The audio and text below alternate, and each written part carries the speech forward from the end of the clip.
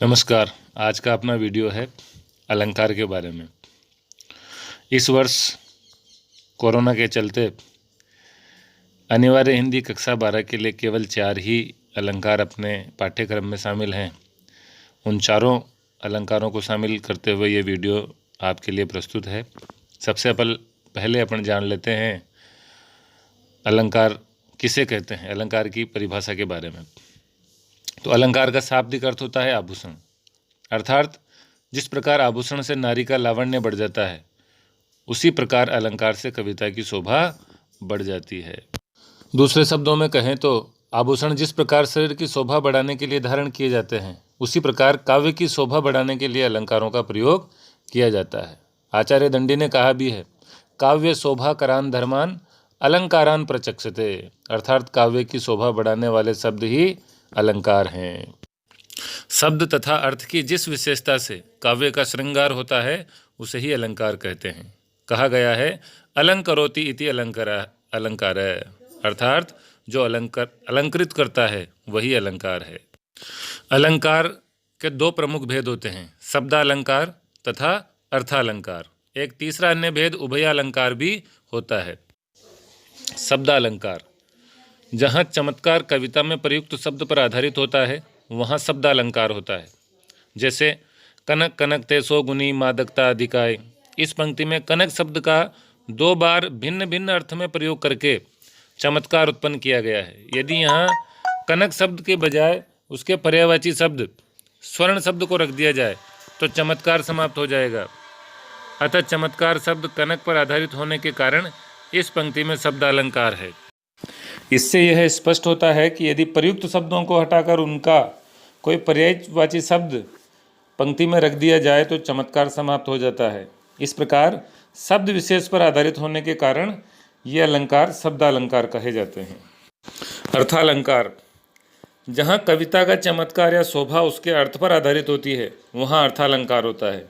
वहाँ यदि प्रयुक्त शब्दों के स्थान पर उनके पर्यायवाची भी रख दिए जाए तो भी चमत्कार यथावत बना रहता है। जैसे चली आ रही फेन उगलती फन फैलाए व्यालों सी, इस पंक्ति को यदि इस प्रकार कहें, उमड़ रही थी फेन उगलती फन फैलाए सर्पों सी, तो भी चमत्कार या शोभा वैसी ही रहती है। अतः यहाँ पर अर्थालंकार है।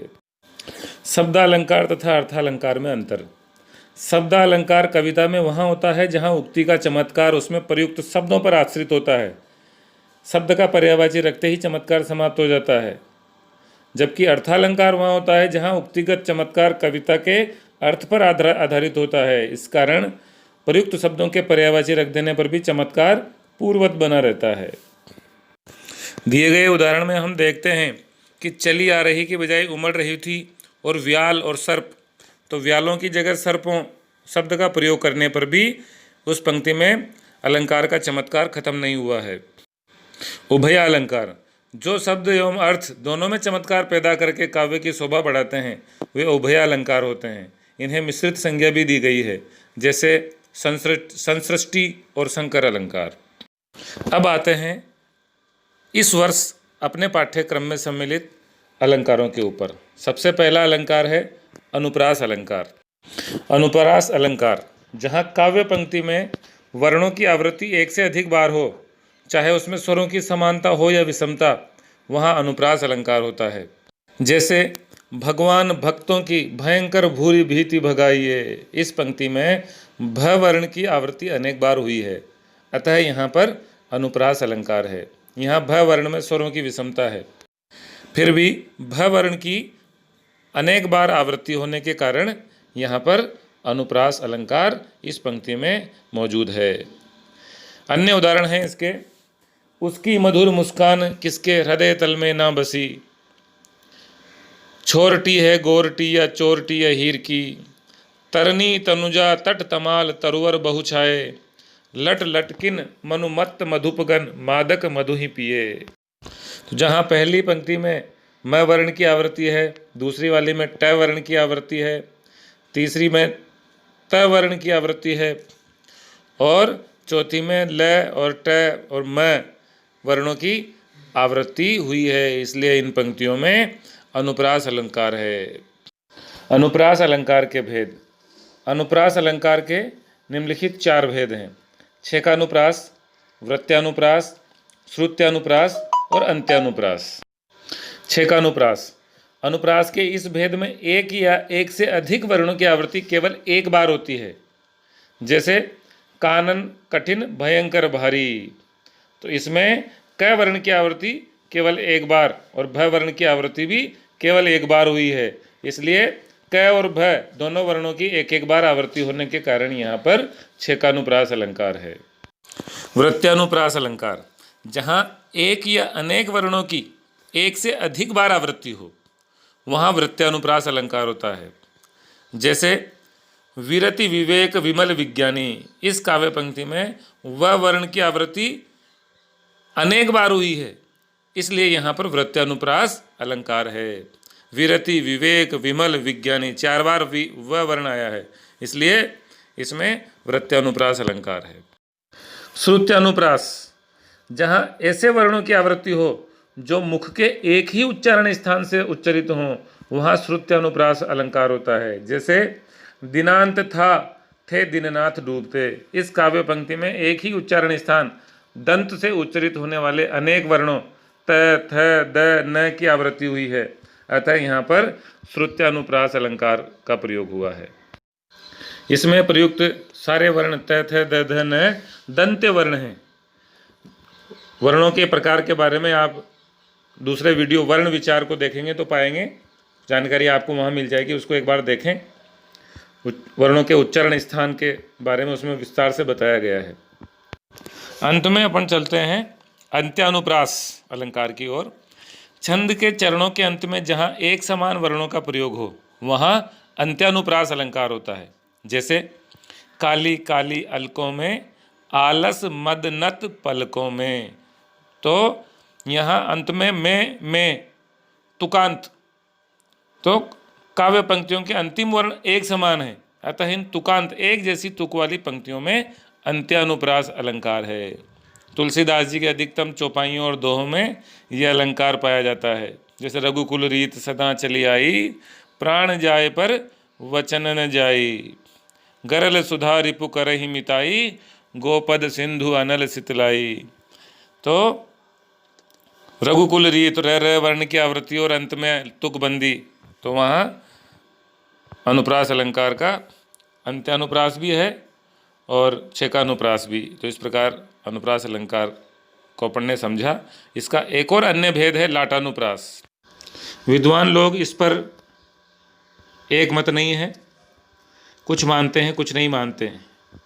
तो लाटानुप्रास अलंकार में शब्दों या वाक्यांशों की आवृत्ति होती है और उनके अर्थ में भी कोई अंतर नहीं होता, किंतु अन्वय भेद से अथवा वर्ण भेद से अर्थ बदल जाता है। जैसे पराधीन जो जन नहीं स्वर्ग नरकता हेतु, और पराधीन जो जन नहीं स्वर्ग नरकता हेतु। तो इन काव्य पंक्तियों में वाक्यांश ज्यों के त्यों दोहराए गए हैं और उनके अर्थ भी एक समान है, किंतु अल्प विराम का स्थान बदलकर अन्वय करने पर दोनों पंक्तियों का अर्थ बदल जाता है, इसलिए यहाँ पर लाटानुप्रास अलंकार है। जैसे रोको मत जाने दो, रोको मत जाने दो। तो इस प्रकार से इन पंक्तियों में लाटानुप्रास अलंकार पाया जाता है। दूसरा अलंकार है अपना श्लेष अलंकार। काव्य में जहाँ एक ही शब्द के एक से अधिक अर्थ प्रकट होकर चमत्कार की अनुभूति कराते हैं, वहाँ श्लेष अलंकार होता है। जैसे रहीमन पानी राखिए बिन पानी सब सून, पानी गए न उबरे मोती मानुष चून। तो इस काव्य पंक्ति में पानी गए न उबरे मोती मानुष चून, इसमें पानी शब्द के विभिन्न संदर्भों में भिन्न भिन्न अर्थ हैं। मोती के संदर्भ में पानी का अर्थ चमक है, मनुष्य के संदर्भ में प्रतिष्ठा इज्जत है, और चून के संदर्भ में पानी का अर्थ जल है, अतः यहाँ पर श्लेष अलंकार है। अन्य उदाहरणों से और समझेंगे। बलिहारी नृपकूप की गुण बिन बूंद न देई, तो यहाँ गुण शब्द में श्लेष है। गुण शब्द के यहाँ 2 अर्थ ग्रहण किए गए हैं। नृप यानी राजा के पक्ष में गुण का अर्थ है गुण या विशिष्टता, तथा कूप यानी कुएं के पक्ष में गुण का अर्थ है रस्सी, अतः यहाँ पर भी श्लेष अलंकार है। चरण धरत चिंता करत चितवत चारी हूँ और, सुबरन को ढूंढत फिरत कवि व्यभिचारी चोर। तो यहाँ सुवर्ण शब्द का जो प्रयोग किया गया है दूसरी पंक्ति में, जिसे कवि व्यभिचारी एवं चोर तीनों ही खोज रहे हैं, तो यहाँ सुवर्ण के तीन अर्थ हैं। कवि अच्छे शब्द, व्यभिचारी अच्छा रूप रंग, तथा चोर स्वर्ण यानी सोने को ढूंढ रहा है, अर्थात यहाँ पर श्लेष अलंकार है। तीनों के संदर्भों में यहाँ सुवर्ण शब्द के जो अर्थ हैं वो अलग अलग हैं। कवि के संदर्भ में अच्छे शब्द, श्रेष्ठ शब्द, व्यभिचारी के अर्थ में अच्छा रूप रंग वाली नारी, और चोर के संदर्भ में सोना। तीसरा उदाहरण, मंगन को देख पट देत बार बार है। तो इस काव्य पंक्ति में पट के दो अर्थ हैं। एक अर्थ है व्यक्ति याचक को देखकर, मंगन यानी भिखारी, उसको देखकर बार बार, पट यानी वस्त्र, बार बार वस्त्र देता है। तथा दूसरा अर्थ है व्यक्ति याचक भिखारी को देखकर, मंगन को देखकर पट देत बार बार है, यानी पट बंद कर देता है, यानी दरवाजा बार बार बंद कर देता है। अतः यहाँ पर श्लेष अलंकार का सौंदर्य परिलक्षित होता है।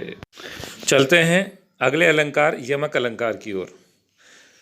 यमक अलंकार जहाँ एक या एक से अधिक शब्दों की आवृत्ति हो किंतु उनके अर्थ भिन्न भिन्न हो, वहाँ यमक अलंकार होता है।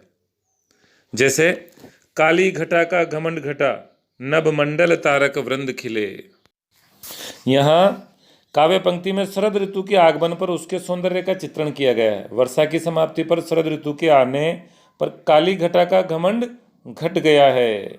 घटा शब्द की आवृत्ति दो बार हुई है, किंतु प्रथम घटा शब्द का अर्थ बादल की घटा है, जबकि दूसरी घटा शब्द का अर्थ कम होना है। अतः यहाँ यमक अलंकार का प्रयोग है। अन्य उदाहरणों से समझते हैं। कनक कनक ते सो गुनी मादकता अधिकाय, वा खाए बोराए जग या पाए बोराए। इस दोहे में कनक शब्द का प्रयोग दो बार हुआ है, किंतु प्रथम कनक शब्द का अर्थ धतूरा है तथा दूसरे कनक शब्द का अर्थ स्वर्ण, सोने के अर्थ में प्रयुक्त हुआ है। अतः यहाँ पर यमक अलंकार है। अर्थात कनक कनक से 100 गुनी मादकता अधिकाय, मतलब एक कनक में दूसरे कनक से 100 गुनी मादकता है। एक को तो पाने से ही व्यक्ति पगला जाता है और दूसरे को खाने पर पगलाता है। तो पहले वाले को खाने से यानी धतूरे को खाने से पगलाता है और दूसरे सोने को पाने से पगलाता है। तो दोनों का अर्थ धतूरा और सोना अलग अलग है, इसलिए यहाँ पर यमक अलंकार का सुंदर प्रयोग है। और ये कनक कनक और यमक दोनों मिलते जुलते हैं, इसलिए इस उदाहरण से अपन यमक अलंकार को रिलेट करके, जोड़ करके याद कर सकते हैं। दूसरा उदाहरण, सुन्यो कहूँ तरु अरक ते अरक समान उदोतु। इस काव्य पंक्ति में अरक शब्द का दो बार प्रयोग हुआ है। यहाँ पहले अरक शब्द का अर्थ आँख यानी आंकड़ा, आँख के पौधा तथा दूसरे अरक शब्द का अर्थ सूर्य है। अतः इस पंक्ति में यमक अलंकार का प्रयोग हुआ है। अन्य उदाहरण, भजन कहे ताते भजो, भजो न एको बार, दूरी भजन जाते कहो, सो तू भजो गंवार। यह दोहा आपके सिलेबस में भी है।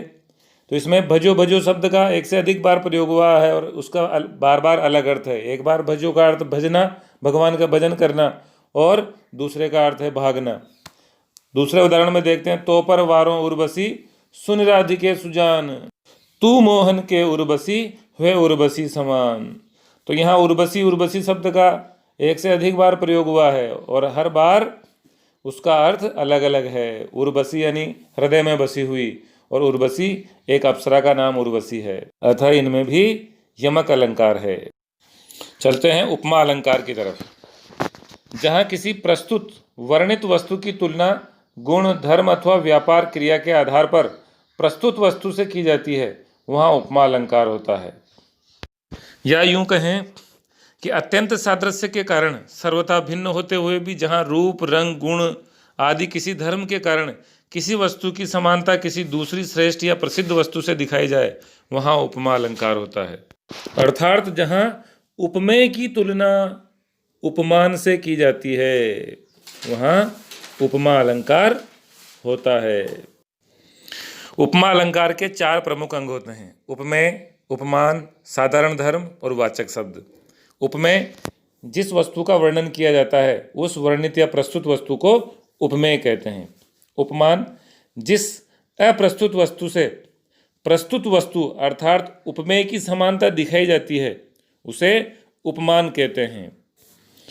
साधारण धर्म, उपमेय तथा उपमान के जिस गुण की समानता दिखाई जाती है उसे साधारण धर्म कहते हैं। और वाचक शब्द समान गुण को व्यक्त करने वाला शब्द वाचक शब्द कहलाता है। जैसे सा, सी, तुल्य, सम, जैसा, ज्यों, सरिस, के समान आदि जो शब्द हैं जो एक दूसरे की तुलना बताते हैं उन्हें वाचक शब्द कहते हैं। उदाहरण, हरिसा हीरा छाड़ी के, करे और की आस, ते नर जमपुर जाएंगे, सतभाषे रे दास। इस दोहे में प्रस्तुत हरि की समानता अप्रस्तुत हीरा से की गई है, अतः यहाँ उपमा अलंकार है। उपमा अलंकार के चारों अंग यहाँ विद्यमान है, क्योंकि हरि की उपमा हीरा से दी गई है, अतः यहाँ हरि उपमेय है, हीरा उपमान है, दुर्लभता समान या साधारण धर्म है तथा सा वाचक शब्द है। कमल समान मृदुल पग तेरे, यहाँ पग यानी पाँवों की तुलना कमल से की गई है, अतः पग उपमेय है, कमल उपमान है, मृदुल यानी कोमल, मृदुल यह साधारण धर्म है, और समान यह वाचक शब्द है। अर्थात इसमें चारों जो उपमा के अंग हैं वो विद्यमान हैं।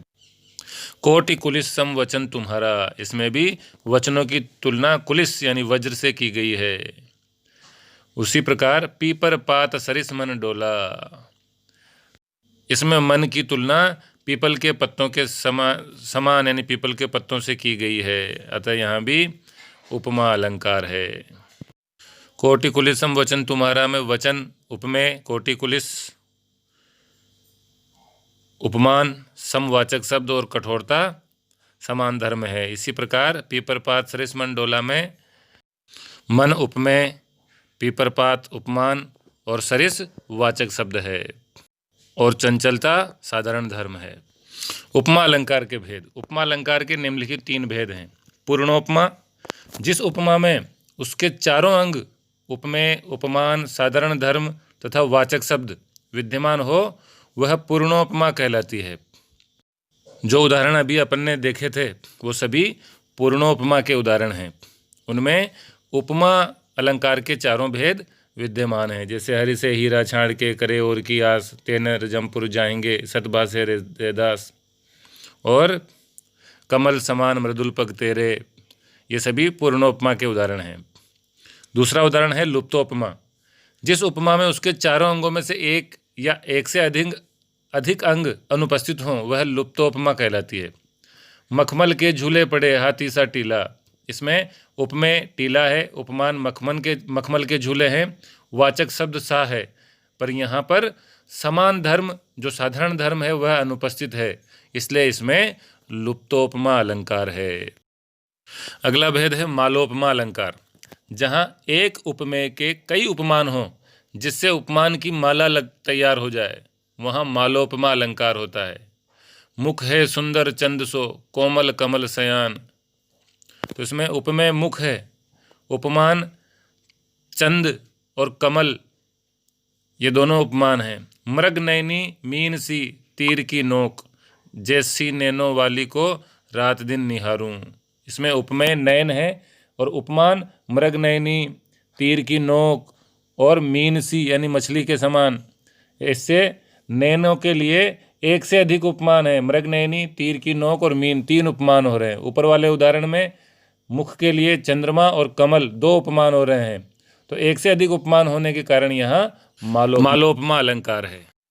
अर्थात जहाँ पर उपमेय के लिए उपमानों की झड़ी लगा दी जाए, मतलब उपमानों की माला बना दी जाए, एक से अधिक उपमान उसके बना दिए जाएं, तो वहाँ पर मालोपमा अलंकार होता है। तो इस सत्र के अपने ये चारों अलंकार अनुप्रास, जहाँ वर्णों की समानता, श्लेष जहाँ शब्द एक हो और अलग अलग संदर्भों में उसके अलग अलग अर्थ निकले, जैसे मोती मानुष चून, पानी गए न उबरे मोती मानुष चून, और यमक जहाँ एक ही शब्द का एक से अधिक बार प्रयोग हो और हर बार उसका अलग अर्थ निकले, जैसे कनक कनकते सो गुनी मादकता अधिकाय, वा खाए बोराए जग और वा पाए बोराए। तो एक को यहाँ इसमें अलग अलग शब्दों में कनक का धतूरा और सोना जैसा अर्थ निकल रहा है। उपमान जहाँ पर समान गुणधर्मों के कारण प्रस्तुत किसी वस्तु की तुलना अप्रस्तुत वस्तु से की जाए, अर्थात उपमेय की तुलना उपमान से की जाए, वहाँ उपमा अलंकार होता है, जिसके 3 भेद होते हैं: पूर्णोपमा, लुप्तोपमा और मालोपमा। पूर्णोपमा जिसमें उपमा के चारों अंग विद्यमान हो, लुप्तोपमा जिसमें उपमा के चारों अंगों में से कोई भी एक अंग अनुपस्थित हो, और मालोपमा जहाँ उपमानों की झड़ी उपमेय के लिए लगा दी जाए, अर्थात उपमेय के लिए अनेक उपमान उपस्थित कर दिए जाए, उनकी माला बना दी जाए, वहाँ पर मालोपमा अलंकार होता है। ऐसे ही अनुप्रास के 4 भेद: छेकानुप्रास जहाँ पर एक से अधिक वर्णों की आवृत्ति केवल एक बार हो, वृत्यानुप्रास जहाँ एक या अनेक वर्णों की आवृत्ति एक से अधिक बार हो, श्रुत्यानुप्रास जहाँ मुख के एक ही उच्चारण स्थान से उच्चरित होने वाले वर्णों की आवृत्ति हो, और अंत्यानुप्रास जिसमें तुकबंदी हो। तो वीडियो देखने के लिए बहुत बहुत धन्यवाद। यह आपके इस वर्ष के पाठ्यक्रम के अलंकारों का पूरा पैकेज और परीक्षा के लिए अग्रिम हार्दिक शुभकामनाएं कि अलंकार के पूरे नंबर परीक्षा में आप प्राप्त करें। धन्यवाद।